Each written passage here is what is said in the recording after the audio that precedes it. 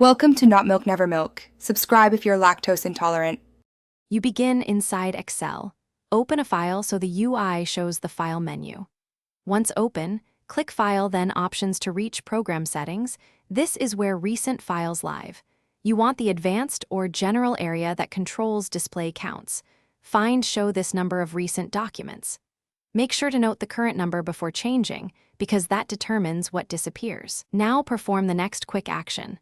Set the value to 0 to clear the list, or proceed to clear specific entries. Once you've found the recent documents control, set the number to 0 to immediately clear all entries. This is the fastest method. If you only want selective removal, go to File, right arrow open, right arrow recent, then right-click any file and choose Remove from List. Either way, click OK or Apply in Options to save your choice. Make sure to reopen File, right arrow open, right arrow recent to confirm the list is cleared or updated. If needed, reset the display number to your preferred count afterward. Finish by closing and reopening Excel to verify the recent files list reflects your change.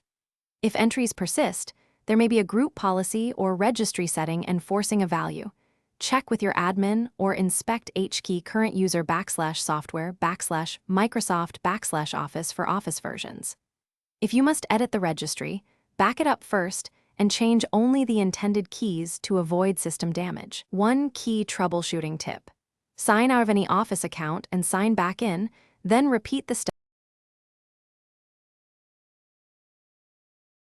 Thanks for watching. If this was helpful, leave a like and consider subscribing. See you next time.